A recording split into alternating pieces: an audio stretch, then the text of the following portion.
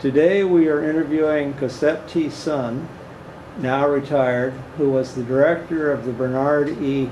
Whitcomb Alameda County Law Library in California from 1978 until 2008.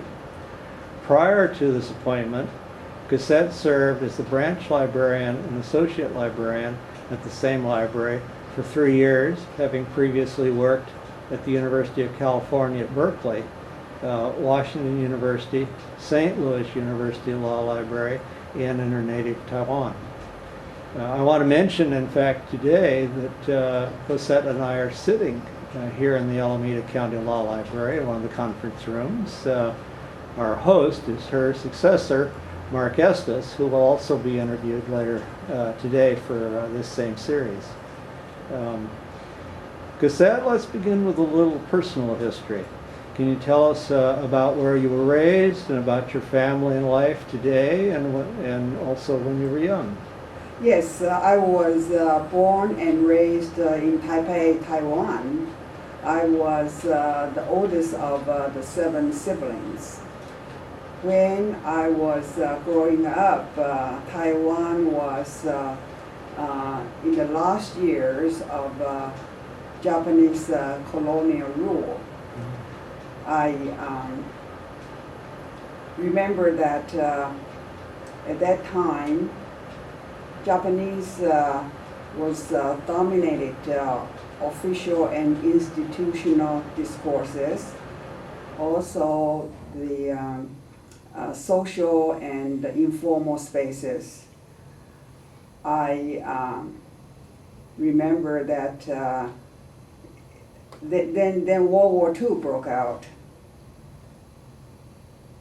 People in Taiwan were suffering bombings and resource shortages. Then in 1945, when the war ended, Chiang Kai-shek took over Taiwan. He sent his Kuomintang troops to Taiwan first, and that started a regime of oppression and corruption. I then was able to go to the first girls' junior and senior high schools. It's an excellent school preparing for college-bound students. I had good memories of this all-girls school. My father was a motorcycle businessman, so I got a English bike, 28 English bike, and I rode that bike to school, whether it was raining or was good weather, because that was my transportation. Then everybody going to that school had to wear green shirt and black skirt, pleated black skirt. That was our uniform. And we were all very happy to wear that uniform because students who were admitted to that school had to wear that type of uniform. My life today after retirement is quite fulfilling. I was on the board of the Alameda County Women Lawyers Association. I did that for 2 years. Then I took on the presidency of the North America Taiwanese Women's Association, Northern California chapter, for a year. I just ended my assignment in May this year. So quickly, the League of Women Voters in Alameda County asked me to serve on the board. So I said yes, I will be happy to, because my term with the women's group just ended. Every day I go to the gym in the morning, and when I have spare time, I like to read. I go to the library and read at the public library. So it's been a good retirement, happy retirement life.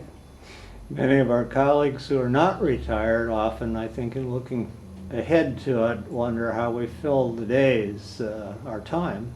And yet, it's surprising, we do things that we enjoy. We are busier than ever, just Yeah. lots of things to do. I was thinking before I retire, I thought, what I am going to do when I retire. Mhm. It's not a problem. I have a sister who's approaching retirement. She was in fact thinking of retiring this year. She's a school teacher, and she chickened out, so to speak, from retiring, and she maybe will do it in a year, but she's worried about what she'll do with herself. That's right. And That's right. you know, as you say, Cossette, you have a number of activities, and they're things you enjoy. Yeah. I'm doing a lot of things, including these video interviews. This is I'm a big having project. Wonderful time with this. Definitely, Yeah. there's not enough time for everything we Yeah. want to do. Well, it's so much, in my case, you know, coming and meeting again with people like yourself, who we've known for each other for years in the For association. years. It's like, you know, we had lunch last week. Yeah. It's wonderful to do this. Could we perhaps talk a little bit about the degrees you hold? I know you have a law degree from the National Taiwan University, but could you talk about your that level of your academic background? You mentioned your earlier schooling, but Yeah, the high school prepared me for the rigid competitive national exam at the National Taiwan University. I received the LLB from Taiwan.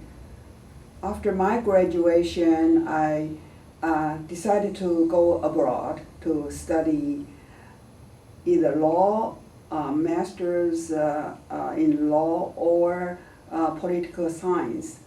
I ended up going to University of Houston. In a political science department, my major was international law and international relations.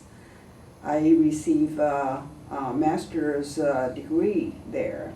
I was interested in going to the United Nations to work there. It didn't work out. So University of Houston at that time was a private school that was really in the 1960s. I don't know when it became a public institution. about 1964, because I went there and was on the law school, law library faculty, starting in '68. It was about 4 or 5 years that it had become a state school. State school. And the transformation on campus was most striking. The pre-state support and the post-state support buildings were considerably different. Yeah. And you can imagine which ones were the grander looking buildings. Definitely. I study at the law school library reading room a lot, and it was in the basement. In the basement of the old M.D. Anderson old MD University Anderson. Library, and the whole law school was in, it was actually half the basement. In the basement. Yes, Yeah. in '69 they got the law center, which they currently still occupy, which is elsewhere on campus. And talk about a transformation. Yeah, well, because you got good funding from the state of Texas. Yes, Definitely. yeah, and they were spending in those days. Yeah, I'm not they- sure they- they're quite as prolific with their spending today, but That's right. governments have That tended was to a be different time. a little more conservative about that kind of thing now. Yeah.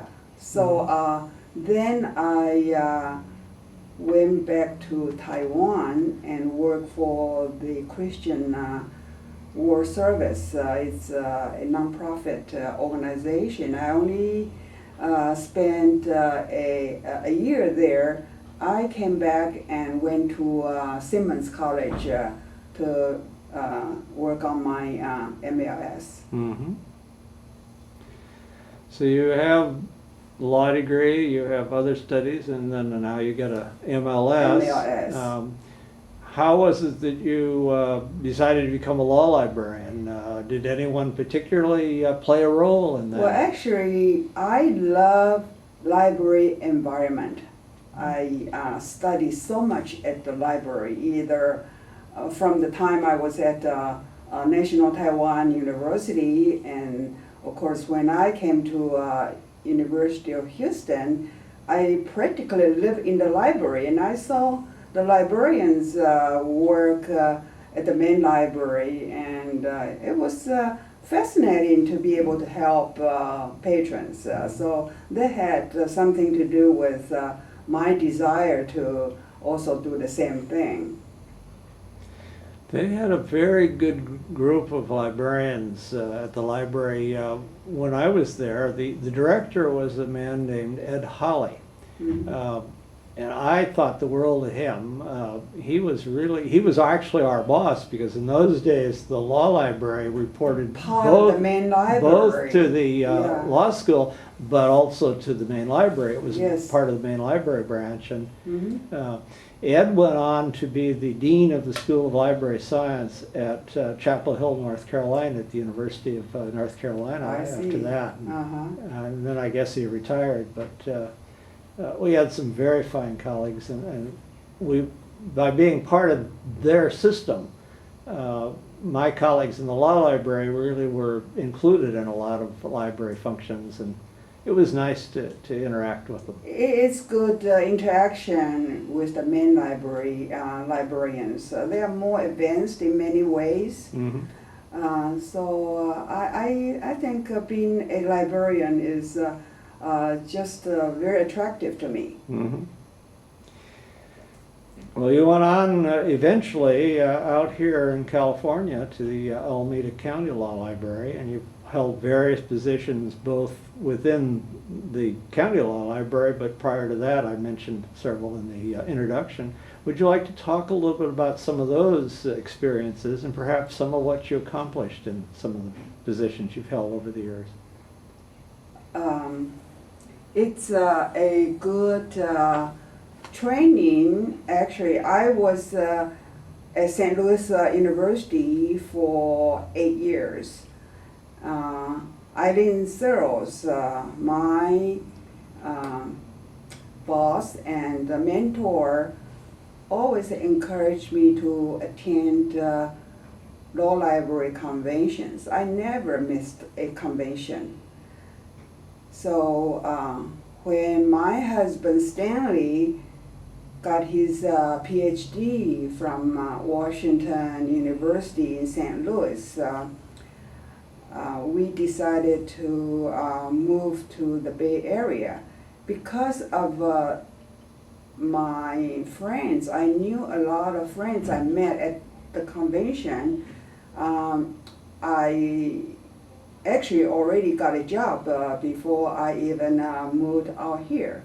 So my first job was at University of California, Berkeley.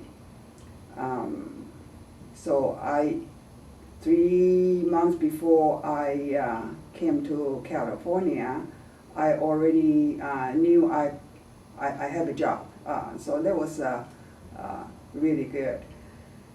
So at UC Berkeley Boat Hall, I was hired as a reference circulation librarian. I work with Bob Doyle from Loyola University in Chicago. He was the public services librarian, and of course it was nice to work with Tom Reynolds, who directed Robin's collection at Boat Hall.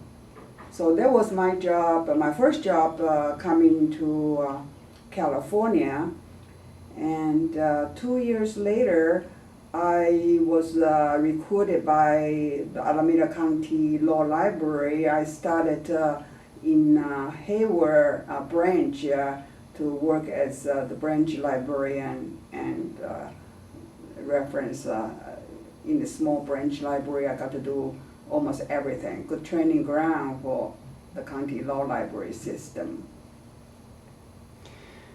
Well, in addition to your work in the libraries for which you worked, you obviously participated considerably in our profession in more general terms and in the association's various works. And I want to mention that among other things, you are in a very select small group of leaders or prior leaders who have been recognized by receipt of several of the most distinguished honors that the associations can bestow.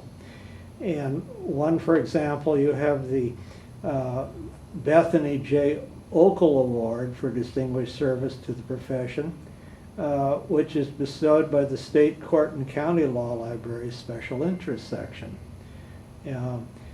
You also have a broader distinction in the sense that it's from AALL itself and focuses beyond your special interest section, and that is the highest award the association offers, the Marion Gould Gallagher Distinguished Service Award. And with the receipt of those awards, you also are a member of the American Association of Law Libraries Hall of Fame. So these are considerable recognitions that you have done more than many do in meaningful service to all of us in the profession.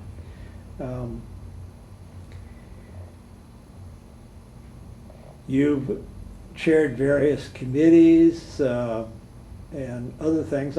Perhaps rather than my trying to recite some of these from the research I did, why don't I just ask you to sort of talk a little bit about some of this type service and perhaps talk about why you think it was important both for you and perhaps for other colleagues to perform.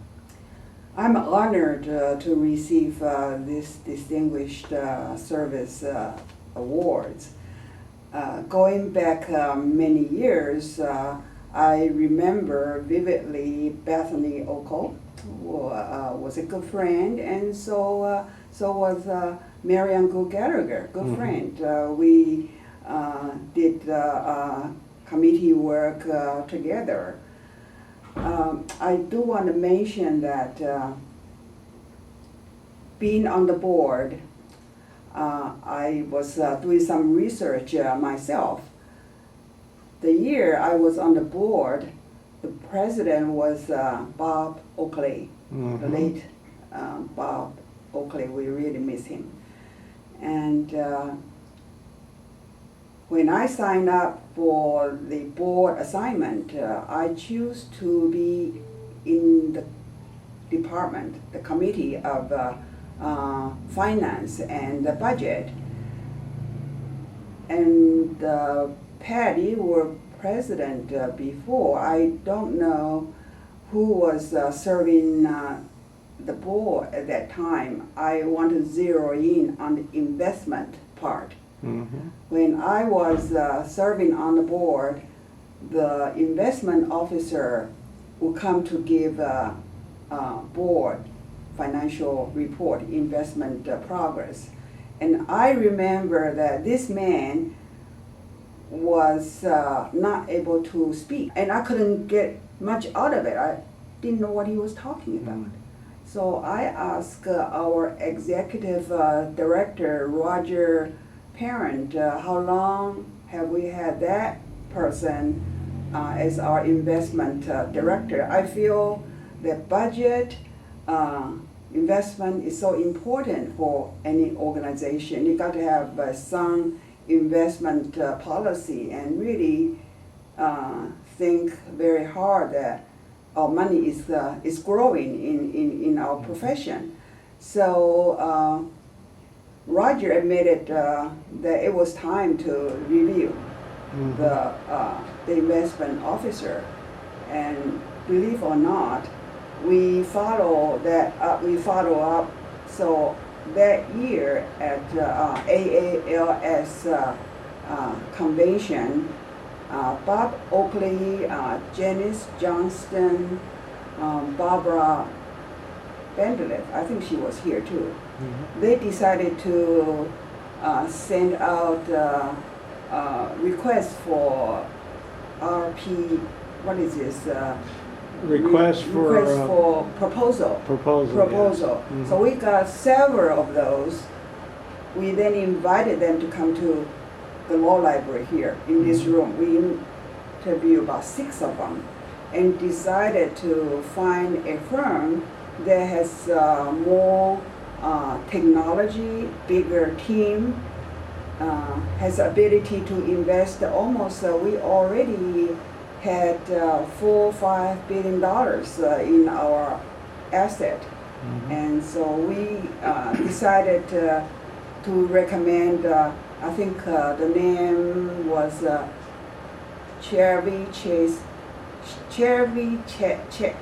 Chase Trust. Mhm. And so I think our AALL to this day still use that one. I thought that was my biggest contribution. I can imagine that the board members were not even able to comprehend what the investment officers was reporting. Yeah. And by the way, Stephen Lichter also came. He was our financial officer. Yeah. He was a cost accountant working on staff for ALL, somebody that the executive director, Roger Parent, had recruited. And Yeah. he transformed the internal record keeping and put everything on the kinds of systems and reporting that is common in the industry, but AEL had not gotten to that level prior to that. Yeah, And, so it was a transition. yeah. Anyway, so we were proud of making that decision, so we can see that our investment is in good hands. Mhm. Well, that's very important. I mean, to have the money and the cushion, in effect, the income spins off and helps fund many of the programs that AEL would otherwise have to charge either more for or increase its dues. And it was interesting, one year the meeting was, when I was first going on the board, my first time there back in the mid-'80s, Mhm. the meeting was in New York City.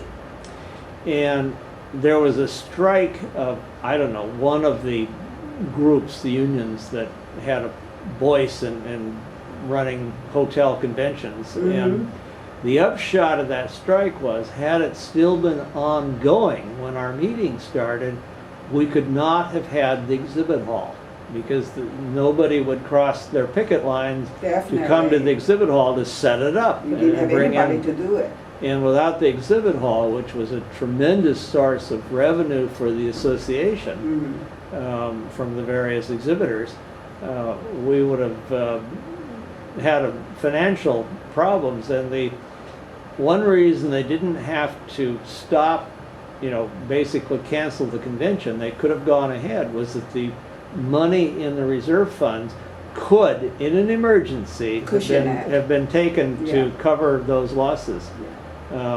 Fortunately, it was a matter of just a few days before the meeting started that the strike was settled, and everything went forward as it normally does. You were lucky, yes. Oh, I was nervous. I was coming on the board, and I knew what was going on, and I thought, oh boy, am I going to be on the board that has to decide how we're going to do this? And fortunately, we didn't have that decision. Yeah. Well, you had some interesting times. I also noticed that besides the AELL, you have been president of the Council of California County Law Librarians. Perhaps that's how you got to meet Bethany, who was also a county librarian. She was a mentor when I first came into the county law libraries profession. Mm-hmm. I do want to mention that county law libraries for the past 50 years always went to California legislature to get authorization to increase our filing fees. Mm-hmm. We almost had to go there every year, sometimes every 2 years, to visit our legislators just to ask if we could get $2 more, filing fees. As you know, county law libraries are not supported by tax dollars. We are supported by the number of filings in the courts. So that just wasn't a long-term remedy to solve problems that county law libraries faced. So we had a legislator who is very pro-library. Her name is Ellen Corbett. Ellen Corbett, Assembly member Ellen Corbett. Now she is a senator, and I just got a phone call from her. She is running for the Congressional House of Representatives. Anyway, we got somebody up in Sacramento who worked with us. That's always, I'm sure, very useful to have an insider who can help from that perspective. Very important. Well, you have done a lot more in your career than we've already talked about, which has been considerable. You've done some writing over the years. You have articles in AEL Spectrum, the California Law Review, and one article or the item that I want to talk about specifically and ask you a little bit about was back in 1971, before many law libraries had moved to the more sophisticated operations we take for granted today of cataloging and organizing our collections. Because in the old days, there was a lot of people thought, well, the law libraries were easy. You didn't have to do any cataloging or anything. Everybody knew you had the reporters, and you just had those on the shelf in some sort of order, and statutes and a few, books of index and treatises. But times are changing. And you wrote an article actually as co-author, classification manual for law libraries. Could you talk a little bit about how you did that? And I know this even today has an impact on a lot of that type of work in law libraries. That classification manual is a collaboration of quite a few professional catalogers at that time, and it's so long ago. I then, became reference librarian and became director. So I haven't done cataloging for a while. As I remember, and I was still working at St. Louis University. Library of Congress was just taking so long to publish KF classification. Right, that was still several years off before even the Anglo-American parts of that came out. Exactly. So Eileen Searles, we talked about this at the law library at St. Louis University. She said just cut her on the authors' names. Don't do any classification. Just wait until Library of Congress actually publish it. At that time, Los Angeles County Law Library just went ahead and created their system. Yes. So many law libraries follow suit, and now that I think about it, it's a good idea to wait, even though it was a long wait. Yeah. Because even Los Angeles County Law Library itself, when KF actually came out, it reclassified their own collection. They just dropped the LA County system. So that I remember was a long delayed project.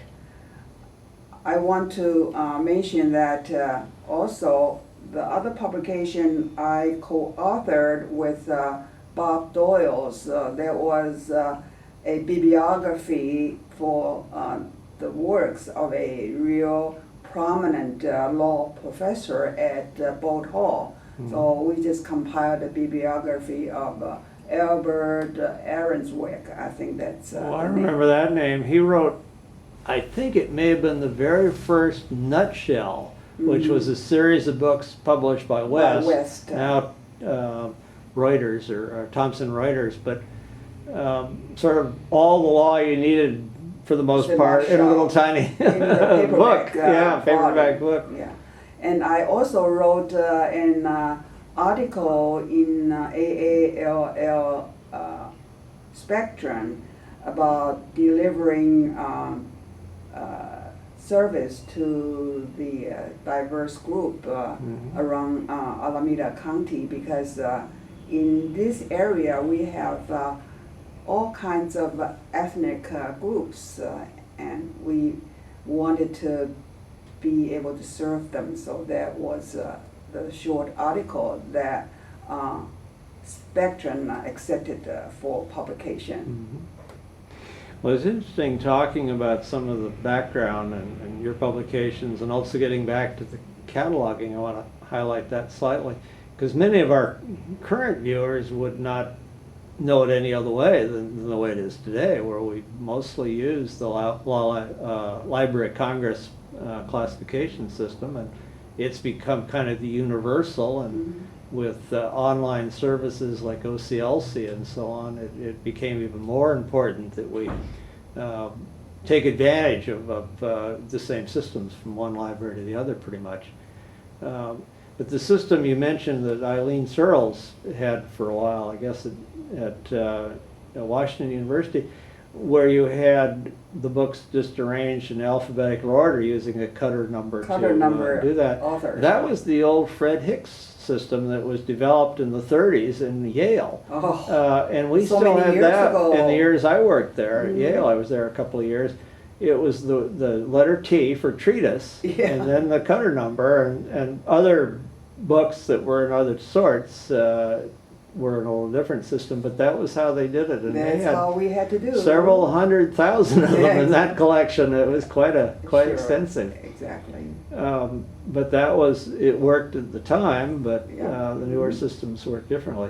At the University of Washington, where I basically became involved in the profession, we still use Dewey Decimal system. Very few people use Dewey Decimal. Well, and that is interesting, because once I found one book that was on point to what my users wanted, I was doing reference work, I could then look on the shelf near it, and the Dewey Decimal would bring books on the same subject right together nicely, that LC and others didn't quite do quite the same way. So I had to amend my ways of doing reference. Sure. In relation to that remark, when I was doing cataloging for a few years, I really wanted to do reference, and I always say to my professional friends, I said, if you have done cataloging, you'll be a pretty good reference librarian,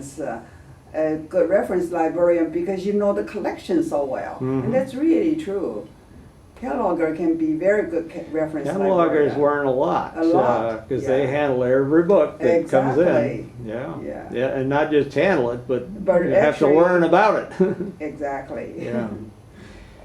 Well, you had a lot of years in the profession, and but are now retired. But not too long ago. But one of the questions I occasionally ask in these interviews, and I'd like to pose it now to you, is, we've seen a lot of changes in the field, especially in the last 20 years or so, and these continue and perhaps are accelerating in the whole manner in which we can provide access to legal information to judges, lawyers, pro se patrons, the people that come to the county libraries, or to other types of law libraries too, students and professors and whatever.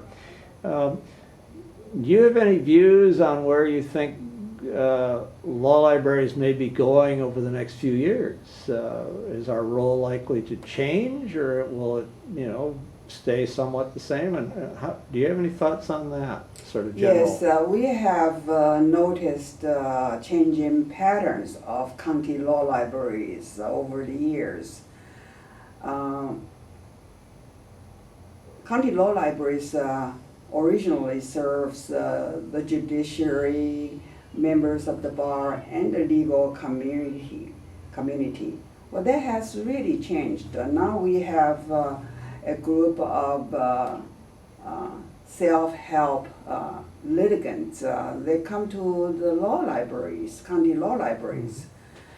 We did some surveys some years ago, not too long ago.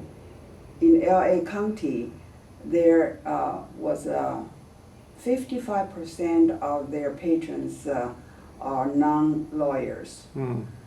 In Alameda County and San Francisco County, the Bay Area, we also notice at least 50% of our patrons are non-lawyers. So these patrons, they come to us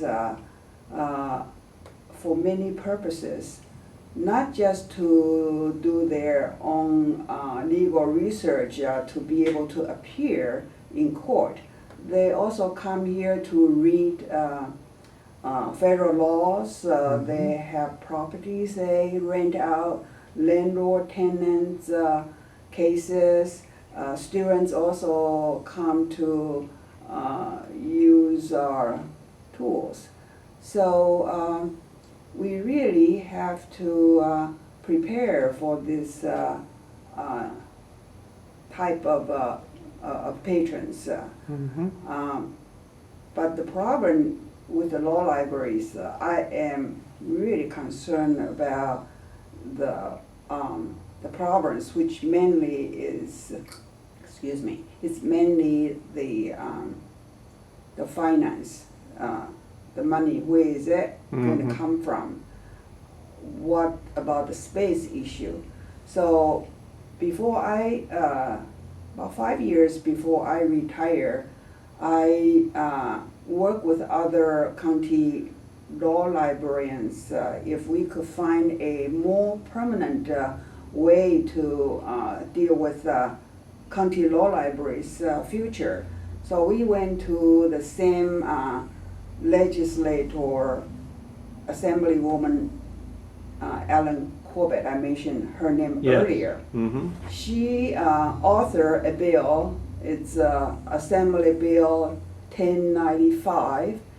That bill gives authorization to assign a task force to study all kinds of problems that county law libraries were facing. And the representatives on this task force were from the judiciary. They appoint 3 people. From the judiciary, they appoint 3 people. From California Association of, it's called CSAC, from the administration, and then 3 people from the Council of California County Law Libraries. I was one of the 3 represent California County Law Libraries. So we pointed out that possibly we should ask the small claims court to pay maybe $2 in order to file the small claims court filing. And I told the task force it was important to do that, because a lot of our patrons now, they come to the law library to research, and they're not paying any share of our funding. So they wrote that into this task force.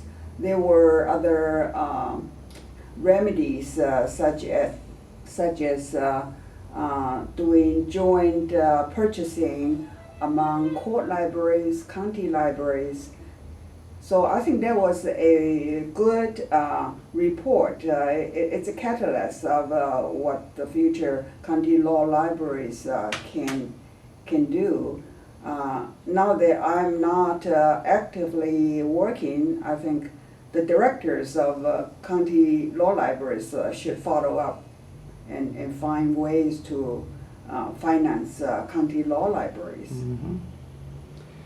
I suppose financing is a universal concern of all of us in the field. It was when we were active, and probably more so today with the austerity needs of the states in the country. You just can't keep finding all the money they seem to used to It's find in getting the past. worse every day. That's true. And California is one of the states where one reads that they have an even greater problem than some of the other states about that fiscal needs. Mhm. Well, I want to thank you, Cossette Sun, for allowing us to visit with you this morning and for taking some time to talk about yourself and about our profession. Before we conclude the interview, however, I want to give you the opportunity, as is customary, to have sort of the last word. If there's anything we haven't talked about that you would like to mention, or before we conclude the interview, please feel free to do so. I want to say that I have been so fortunate to have chosen this profession. I really enjoy serving the judiciary, the bench and the bar, and the community. So this is really God sent that I have this profession, that I have enjoy working for more than almost 40 years, including my job at the Alameda County Law Library. That's more than 30 years. I was in St. Louis for 8 years, so that's really my lifetime. Didn't intend to change jobs a lot, huh? I cannot imagine doing other things. I really feel very blessed. Well, I want to thank you again for participating this morning. I think our viewers will find what you have said to be interesting, and the sentiments you just expressed about basically this was a wonderful profession. I'm using my own terms, but I think it's what you said, is something I've heard many of our participants, practically just about all of them, if not all of them, express the same basic sentiments. Yeah, and I totally agree with their observation and their commitment to the profession. Yeah. Well, I had a wonderful career as well, and Yeah. am very pleased to sort of continue it now in retirement by doing these interviews with all of Well, you are very dedicated to make this road trip to visit retirees. Well, I know all of you, and it's wonderful to have an excuse to come see you. Yeah. It's our pleasure to work with you. Again, thank you. Thank you. Yeah.